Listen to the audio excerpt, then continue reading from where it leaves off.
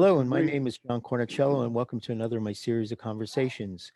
Before we start today, I want to mention that on Thursday, I'm going to be the guest, and I'm going to be interviewed by Holger Mischke. So Yay. that should be an interesting one. And another plug, if I may, is I have a book out, um, Anatomy of a Studio Portrait, and I'll put a link to that in the description later. But today, my guest is Luci Dumas, and our topic is selling wall portraits. So please welcome Luci Dumas. Welcome. Hello. Clap, clap, I'm clap. excited to be here.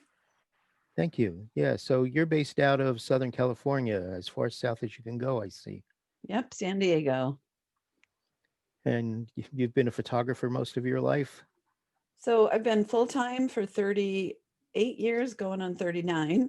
Wow. I started in weddings for 12 years, and then I wish I had transitioned sooner because I did hit that burnout point. But I'd been building a children's portrait business so that when I had that last wedding where I said, that's it, I'm done with this, I'm not booking anymore, I could transition nicely into a high-end children, and then kind of grew into more family portraits than children. Master Craftsman photographer with PPA. I also have a business called The Profitable Photographer, coaching and supporting photographers so they can have 38-year full-time careers or whatever they want. Nice. How long have you been doing the coaching? 6-7 years, Uh-huh. I think. Yeah. I recently ran across an email that one of my newer coaching clients had sent me in 2012 after I was interviewed by Chuck Lewis on his, Charles Lewis. Mm-hmm. How many people? Anyway, and back then she said, do you do any coaching? Because I'd love to talk about it. And 8 years later, we finally put it together. So it was pretty fun. So So, I've been, I guess, supposed to be coaching for quite a while. uh-huh. I've How do those, always, go ahead. so I was saying, how do those coaching sessions work? Is it a one time or is it a continuous? So I started with doing it one at a time, and then a month at a time, and then 3 months at a time. And I found that to create significant change in people's businesses, a long-term relationship was important. Mm-hmm. So we do 6 to 12 months. I also have a private group. Right now it's on marketing because that seems to be what people are. Hey, how do I get clients? Mm-hmm. How do I get Yeah. good clients? And it's a mastermind group. And what that means is after I give about a half an hour teaching, then each person gets to be in the hot seat for 5 to 7 minutes, share something they're working on or a problem they're having, and then the group supports that person. And it's been really powerful. Wow. Beyond, just me trying to, kind of dig deep and come up with ways to support people. Mm-hmm. So yeah. And I was trying to do a Black Friday and I didn't get around to it. So I'm having a Cyber Monday sale on that. If anybody wants to go to the Profitable Photographer page. Yeah, if you want to put that chat and the Yeah, link in the chat, that'd be great. You could see my Cyber Monday sale that'll go for a couple days. Yeah, so if people in the audience have questions about what we're talking about, feel free to join in. You can unmute yourself. Yeah. Who is your typical coaching client? That's a good question. There really is no typical coaching client. I have more, I'd say, women in their late 20s up to 50s that are really wanting their business to thrive. Sometimes they're just beginning. I've helped people go from $200 shoot and burn to $500,000 a year in sales. And I've had people that have been in business a long time and just want to reinvent themselves. I've had a few commercial photographers, and I've had some people that aren't photographers at all, but need some business coaching. So yeah. What do you think motivates them, and for yourself for that matter, to do this type of photography, family photography, and so forth? For me, my motivation is twofold.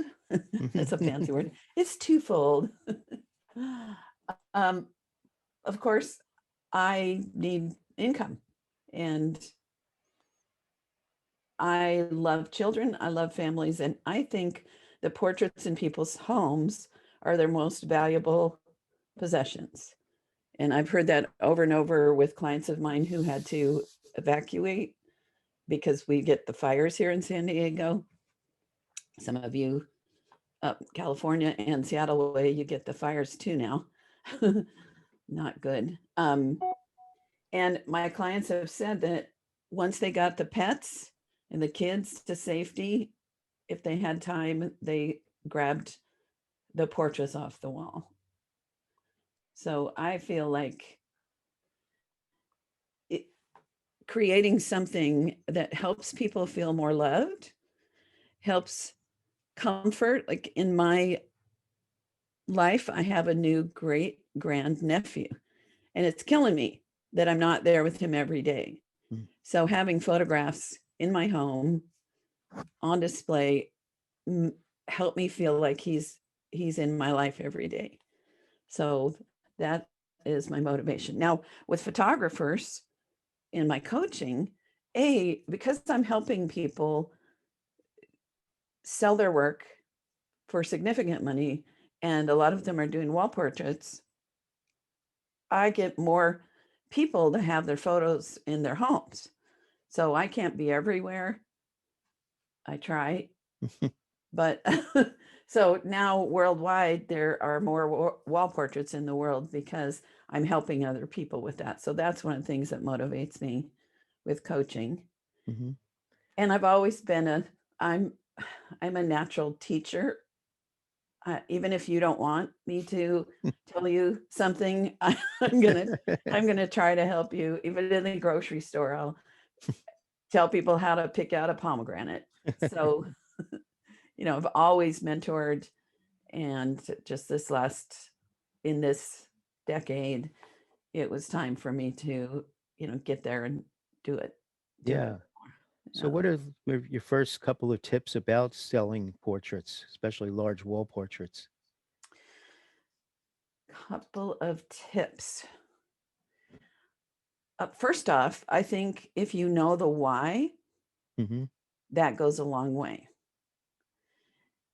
I'm looking for, see if, yes. All right. Do you want to hear my 6 reasons why? Sure. All right. Number 1, providing beautiful finished photographs that people display in their homes is a gift to them. They don't know about the value of finished portraits. Most of my clients don't, and won't take the time to print, and don't have access to the quality labs that we do. So even if the money was the same, I would sell prints. Even if I could charge $5,000 per session and hand over the files, I would not do it, because I feel like my job as a portrait photographer and a a protector of people's lives and treasures and memories, my job is to finish the job. Number 2, I love sitting down with my clients and enjoying their reactions. And by doing that, I grow more.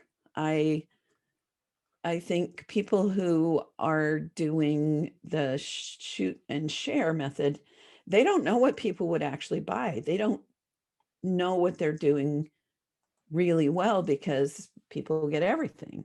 So like when I did weddings, and they usually booked an album that had about 60 photographs. And then when I saw what they spent money on beyond those 60, then my work became more sellable.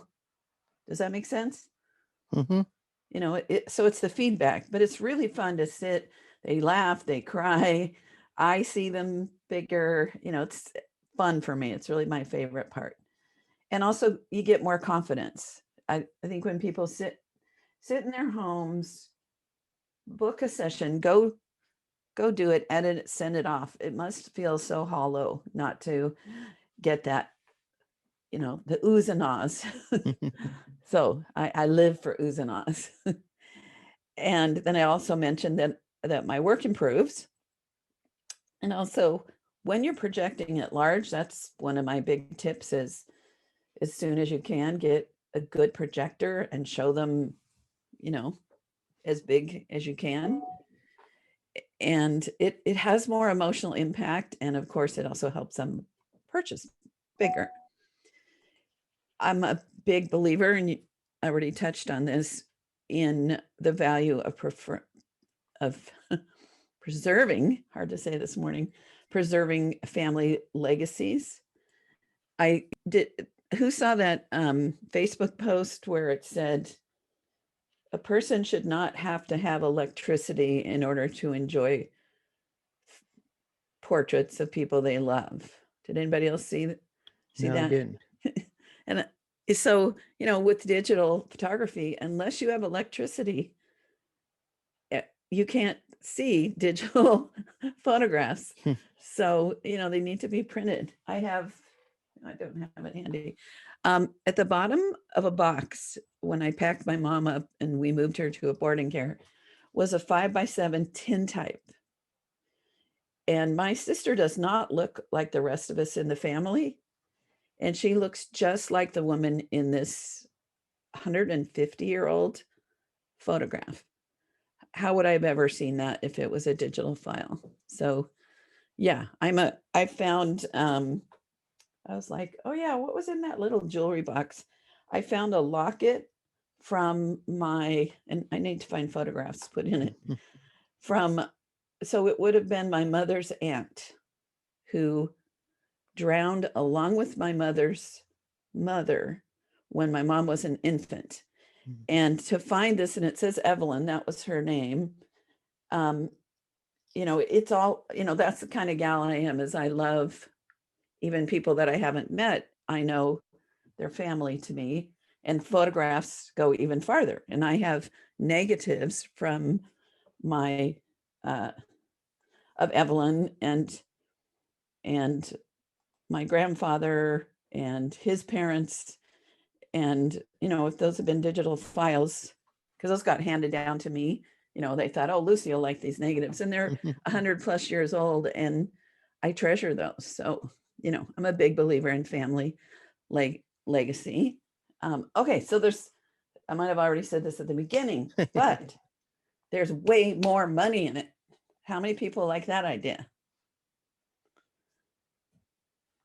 I have a Yeah. question. Yes. Yeah, I have a because question. question? Yeah, From Michael. let me go back a minute.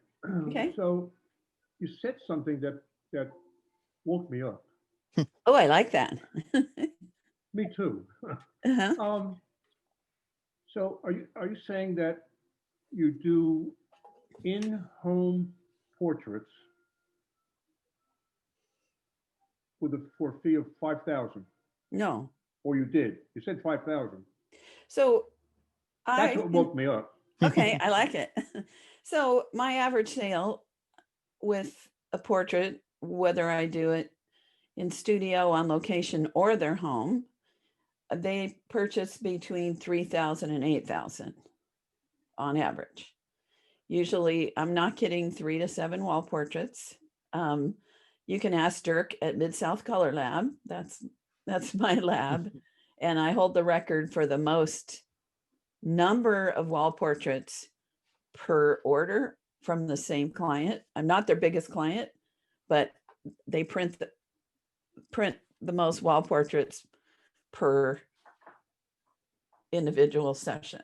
And how long is the average? How long is the average session? I block off a couple hours. I sometimes will go longer if if we're kind of chasing the light and having to wait a little bit for that last sweet light. Have you been to San Diego and Balboa Park, Michael? I've been to San Diego several times, but the park I wouldn't remember. Okay, so it's not a park, it's buildings. They had the World's Fair there in 1915. It was Oh, well, that's where I remembered it. Okay. Mention that. Yeah, it's patterned That was after. his senior trip. Yeah, yeah. So Seville, Spain is the model for, oh, you remember the World's Fair? You were there? He took his grandkids. Yeah. Right. So it's a beautiful place to photograph because it's got lots of halls and arches and the kind of shade that means I can photograph there any time of day as long as the sun's out. And you So- don't have to get any permits or licenses or anything? We're so lucky in San Diego. LA, you have to get permits like crazy, but so far, no. So I'll start there. Let's say if the sun's going down at 7, I'll start there at 4:30. We'll do the under the building portraits, and then I'll wander out to where there's more open sky to get the sweet light. So when I'm doing the park, I tell them it might be 3 hours. And more is more. That's how I end up having 7 unique images that people would want to have as 16 by 20 to 40 by 60s in their home, is because I'm wandering around. We're doing different backgrounds. I'm doing different combinations.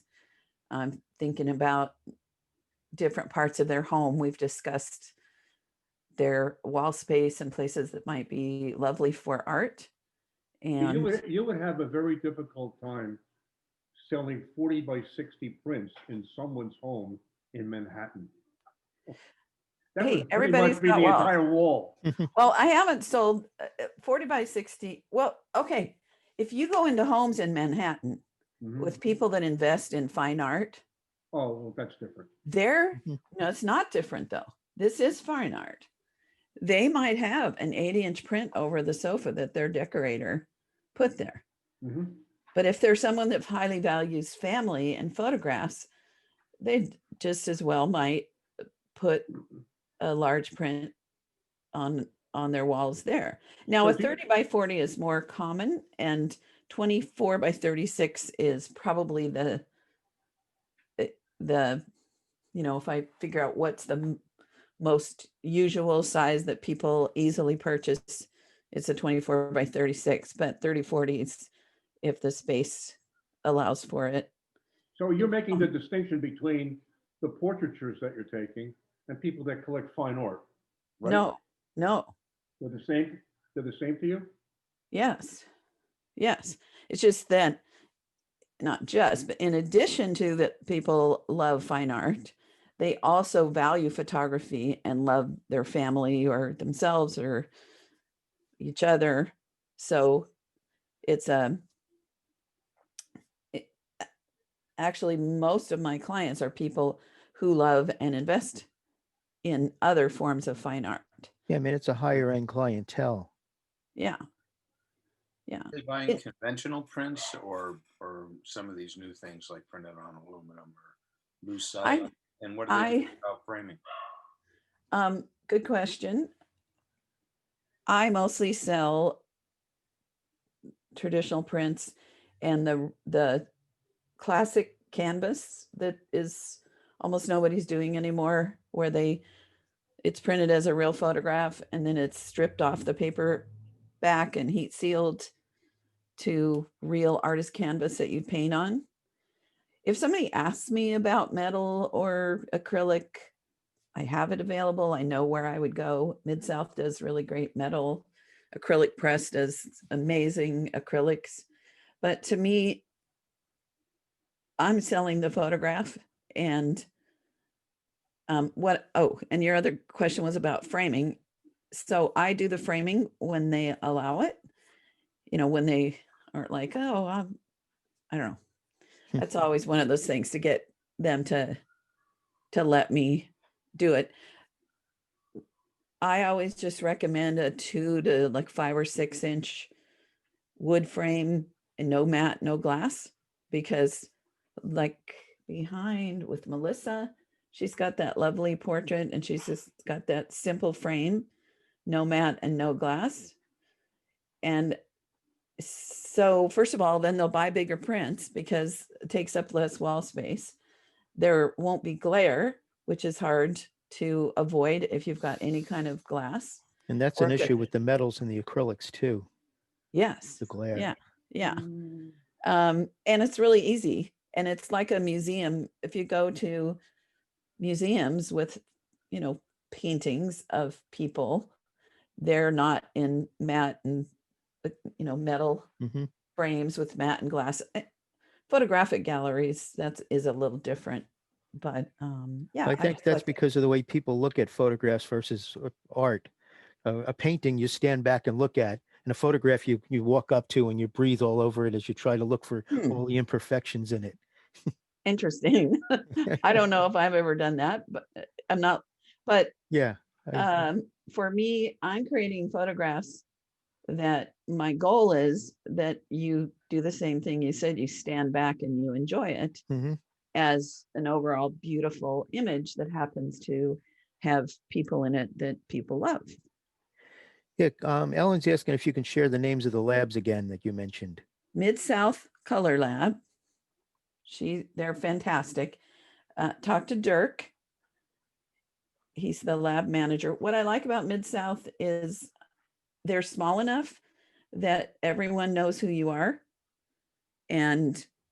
But they cater to professionals, not let's just put this out there with the biggest booths in the world and get everybody with a pulse and a camera using us. They target themselves to people who want quality and want the service. And I love their color. And they still do the classic canvas. There's just a few companies. Where is They'll Mid-South do- located? Some little tiny town, TTT, tiny town in Tennessee. Nice. So, yeah. And what was the other question? Well, you mentioned another lab too. I think maybe for the acrylics. Yeah, the acrylic press. Acrylic press. So they've been doing acrylics for 60 years and that's all they do. They do And awards. That's their name, Acrylic Press? Acrylic press. Okay.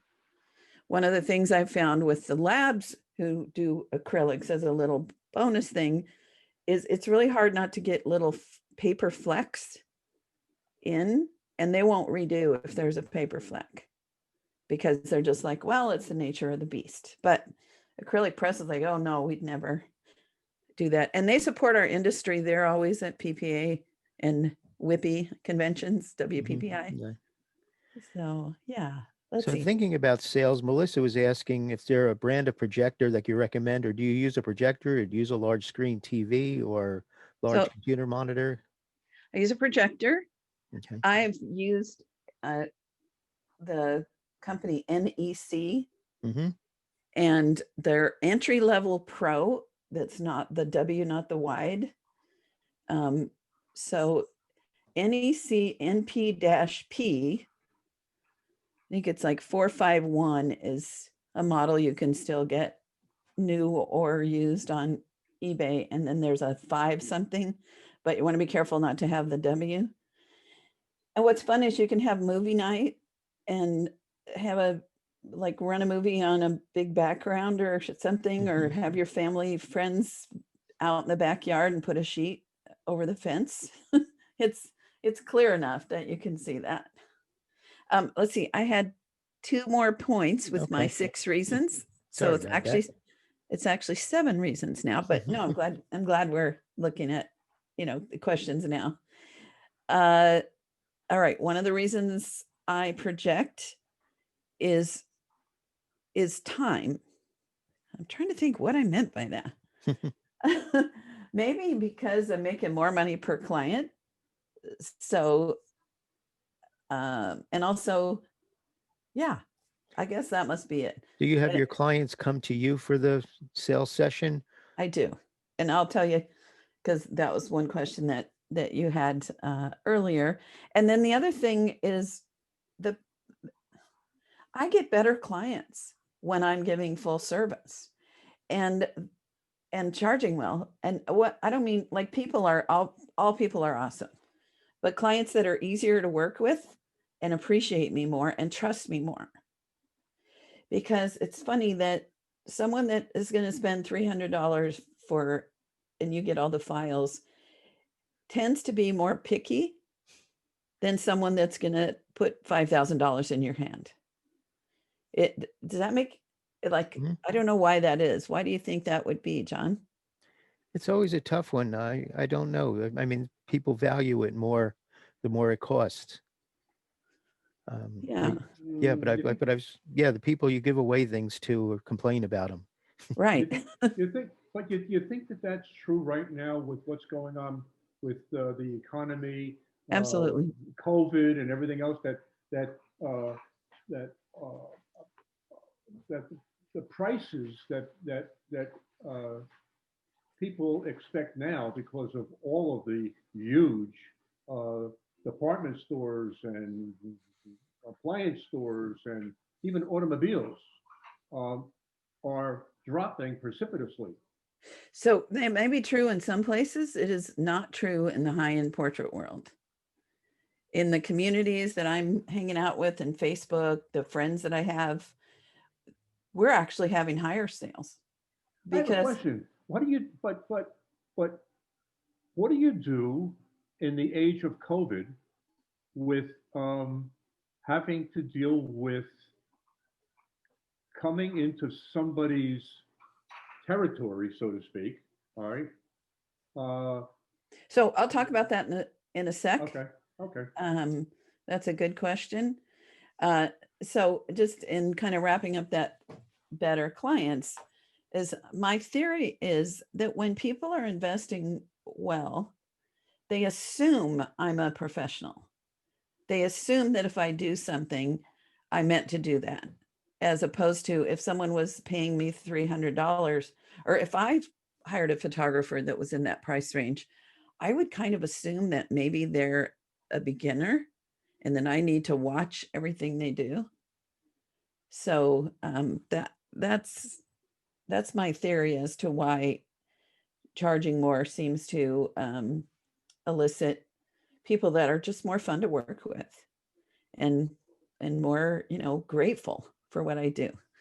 Okay, so Michael, and then John, this goes to your question that you had about what are we doing in the COVID times? Do we want to talk about that? Yeah, I think that's an important thing to cover right now. Okay, so there are people now when you're doing, where does this go? When you're I haven't letting my COVID gray shine has been an interesting journey. I don't know if some of the other there's 3 of us, 4 of us here because we have Ellen and company. It's that when we're hanging out at home, to color or not color, why bother? I live alone. So anyway, I'm very vain. All right. So with a low volume studio, it isn't as scary to consider having 2 clients, 3 clients a month come into my sales room and we clean up or go to their home. And it depends on their comfort zone and mine and maybe even what, legally what's allowed right now. In an absolute pinch, I would do a Zoom meeting like this and I would run it exactly the same. The challenge is that I have a couple of things that are she holds up 3. I have 2 things. I have three things that are kind of my secret sauce for why I sell so many large portraits. And one of them is I show it big in this. I can't even make my arms that big with the projector. And I have a system where we narrow down. I'm able to get up, and this is because I've been around a long time. How many, how many people know what trance proofs or trans previews were. Nope. Yep. So we used to send our film to the lab and they would make slide proofs. And that's how the projecting started. And the way to show sizes is that I had boards cut in all shapes and sizes. So I could hold up a board and say, what do you think about this size? And then pull out another one, the next size smaller. How about this? So I still use that, even though it's digital, because it feels like a printed piece of art when I do that. So that's the downside with Zoom, is I can't show them the, actual size. But can't you do that by showing the different sizes on the wall and standing next to it?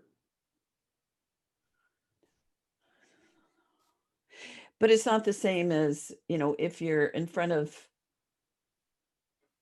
Monet's garden, the water lilies in Paris at whatever museum that is there, and you're actually seeing it, as opposed to a photograph of my friend standing next to it, which I have, and seeing it to scale.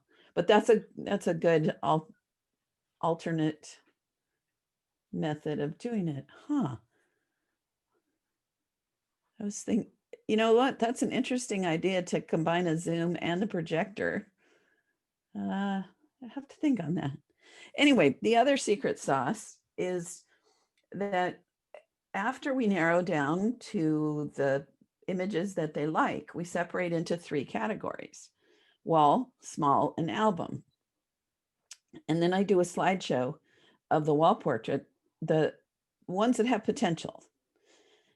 And we run through it twice. And I say, now we've been thinking a lot, making decisions. I want you to go back to how you felt when you saw these photographs originally. So, and I'm going to run through it twice, and I want you to notice what you feel each time an image comes up. And the ones that warm your heart or give you the tingles, that's what you're going to feel every day for the rest of your life when you purchase this in a size that is large enough to be a piece of art in your home. So that's my other secret sauce. Unless they're cut out of the will, then the portrait comes down. Yeah. I never thought of it that way, but No. yes. Or I do have a family that called me and said, would you like your portrait back? Because my daughter divorced and remarried, and that we don't really want that. And of course, I was like, well, I actually already had a sample of it, so I don't need that. But I said, your grandkids, you might want to put that away safely, because your grandkids might enjoy seeing their dad and mom together, when they were little. And then I said, of course, I'd love to do an update of your family. And we could do it the same size, use that frame. So Let's see. that begs me to recall why I don't shoot weddings, because I always thought if I did, on the back of my card, I would write, my photos will last longer than your marriage. Yes, and actually I have 2 wedding albums I actually love, and I'm no longer married to either one, but there's family portraits in there. My daddy, my grandma, my little nephew, who's now, probably he's the age to be a grandpa. He's not yet. So, yeah. So let's see. So what I would do on Zoom, because that's the other alternate, is I would create a room view. How many people know what a room view is? I would create a sample of 3 rooms with their photographs, and one would be like a 30-40 over a fireplace. It wouldn't be their actual rooms. It would just be a nice living room, a kind of family room, and a bedroom, something like that. And I would show like how you could easily put 7 photographs in your home and not feel like it's, a gallery to your family. And I would show that after I do a slideshow, then I would show those and say, this is just an idea of where we might be going with these. And then I'd do my regular procedure. So I Where do you haven't, get the rooms from? some of the programs come with them already, but you can Etsy, iStock, Okay. that I don't know what I'd Google, but you can Google them. Yeah. Mhm. Decor room samples. Yeah, you can buy them for not very much money. Anyway, so that's how I would attempt to continue, because I haven't, the sessions that I've done since the COVID shutdown have all been former clients, and they already know, big, so it's no issue with that. Yeah, so in the days of COVID, I did a session. It was actually a really busy location, and we all wore masks. And when it was time to do this session, they took theirs off, and I kept mine on as much as I could, so I would pull it down. And certainly I would never do a session if I didn't feel well, and I would never do a session if anybody in the group, like over the years, I've been known to have somebody that wasn't feeling well in a portrait because it was the only time they could do it or something. Yeah. John, did that answer Yes. enough Yeah. of that? Yeah. Or- So it sounds like a lot of this is all about setting expectations with your clients. Yes. So And Jim is asking how much trouble your photographer clients have getting to understanding that it's setting expectations. how much trouble do my clients have? Can you ask me that in a different way? Well, Jim, you're muted. Okay. And in the meantime, Joe is saying how impressed he is with the relating to your clients, and Melissa's saying she doesn't get a salesy vibe from you. Ah, good, Melissa. Thank So you. I need to adopt your personality. That would be very helpful. There was You're an just article in very the, down to what? earth. So yeah. Yes, there's a new book out, I read about in the paper today, and it's about that it's not really survival of the fittest in life, it's survival of the friendliest. And I was like, that is it in our industry. So Yeah. that goes into my whole sales program, which actually that's a big part of my curriculum when I'm coaching, is how to sell, starting from that first connection. Mhm. And it's all, Melissa, about forming a relationship with them, getting them to know, like, and trust me.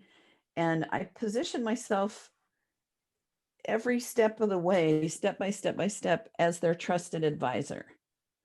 I'm the leader.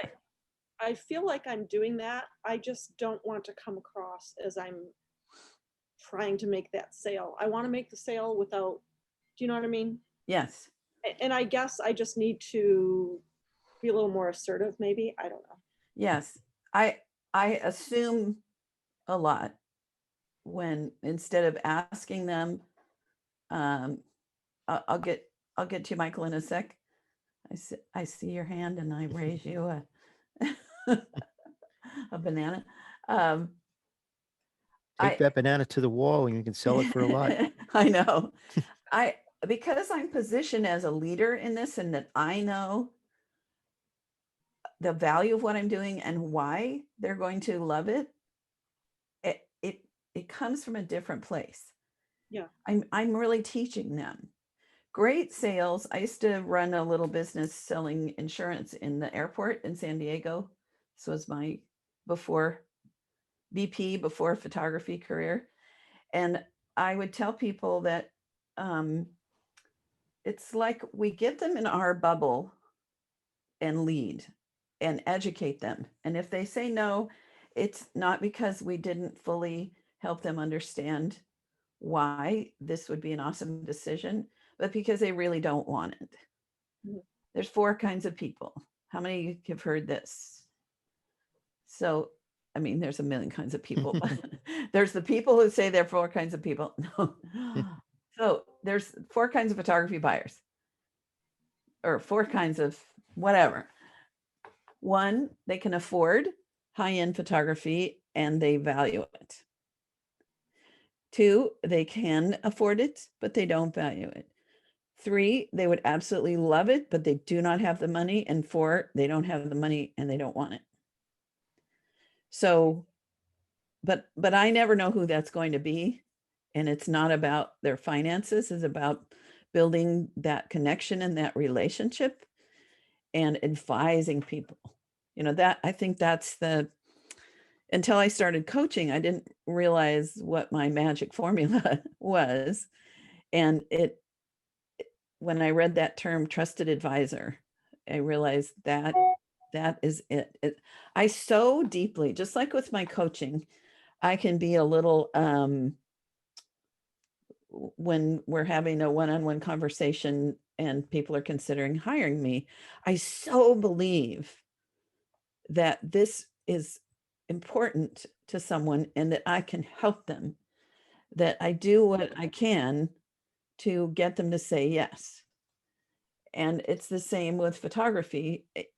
Is I believe in what I sell.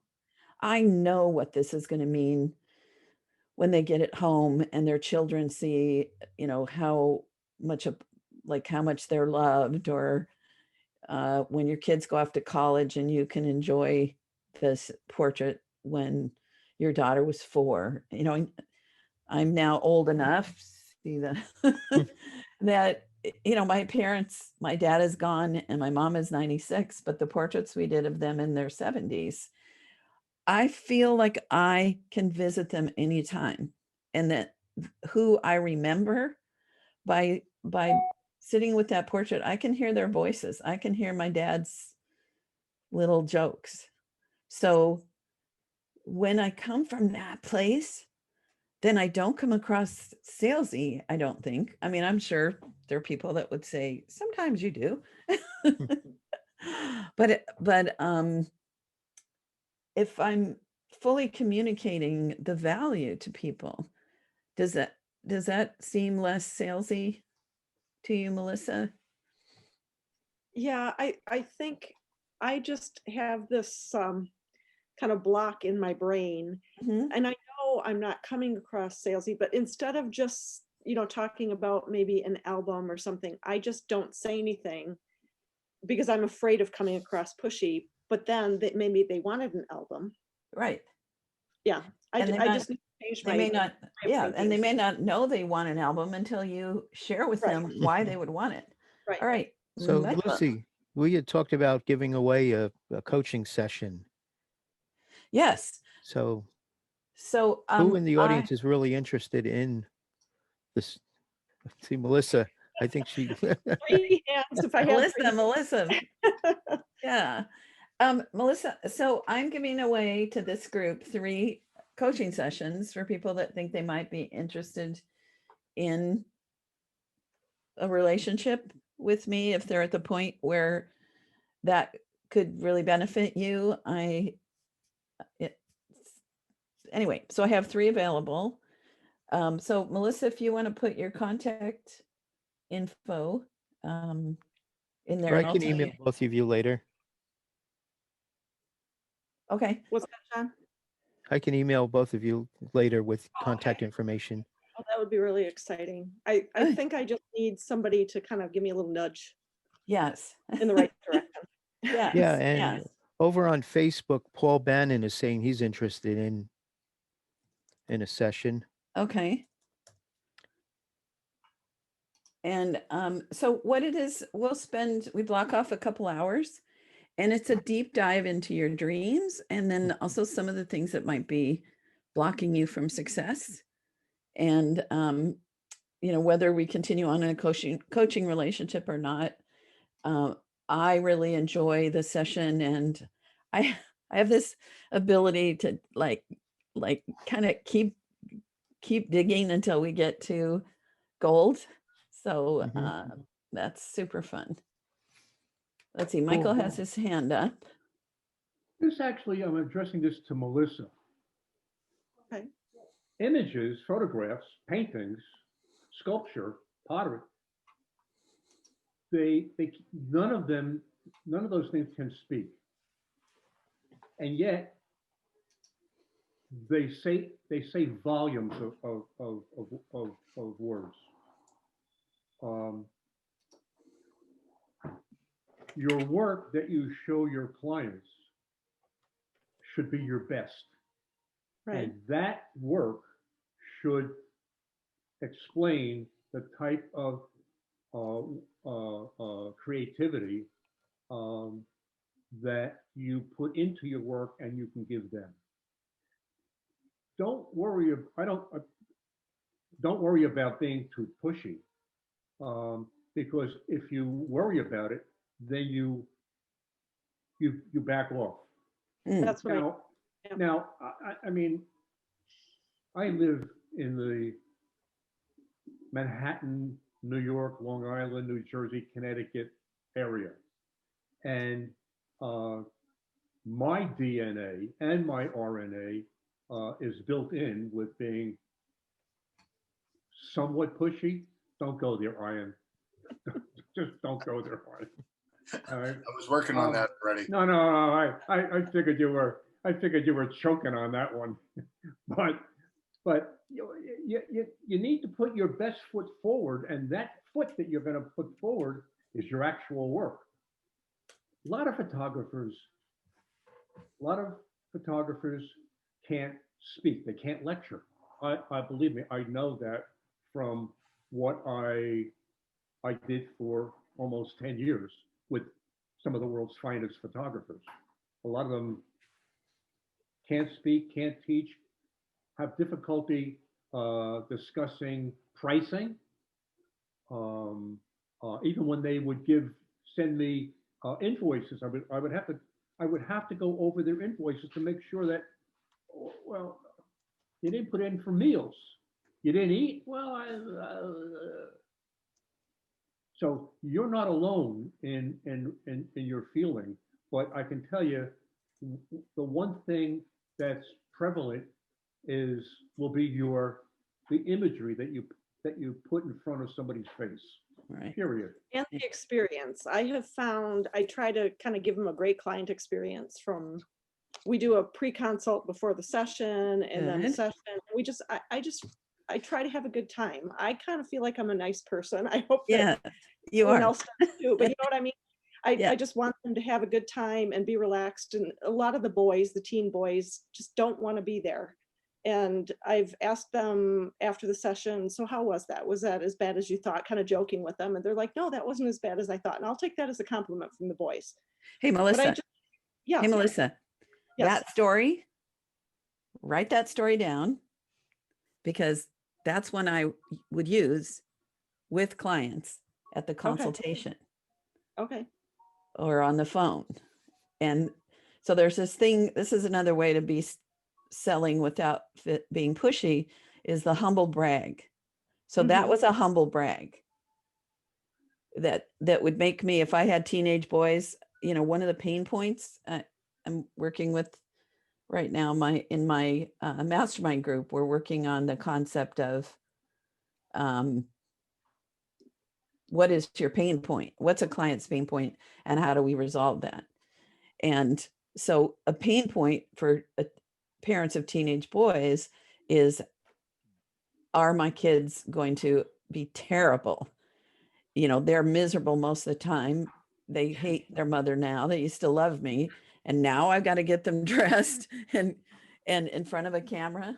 So that story that you just told is making me, as the pretend mother of a teenage boy, feel comfortable that once I can get their bratty heinies in the clothes and to the session, you're going to take over and Right. it's going to go well. So those little gem stories are another way that we keep from being salesy, is that we, like when I'm doing a phone consultation, there's a point where I talk about what it is I do and how I like to design the portraits to go in their home. And then I give an example. And that example has some,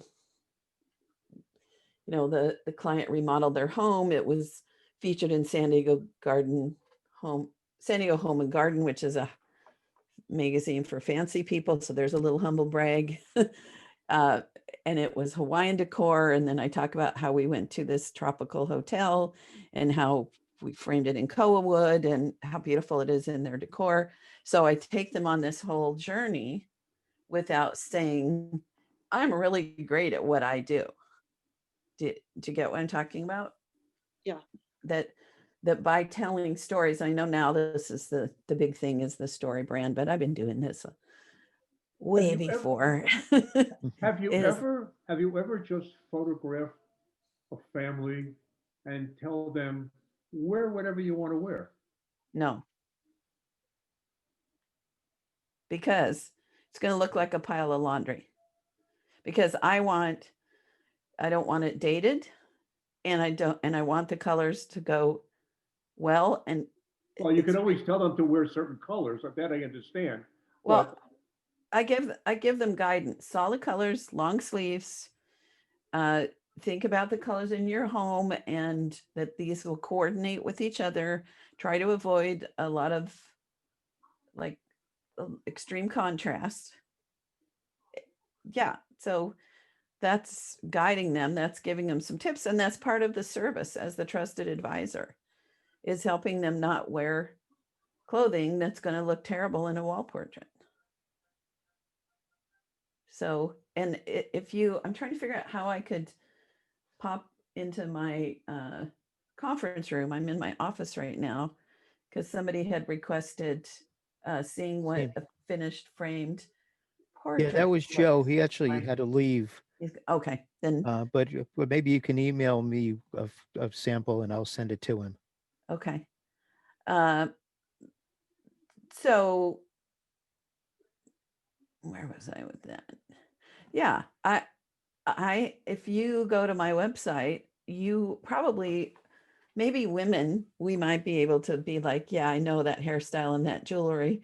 So I know that the decade that was from, but otherwise you won't really be able to figure out the decade, because the clothing is simple, because it's not about the clothing. It's not a fashion shoot.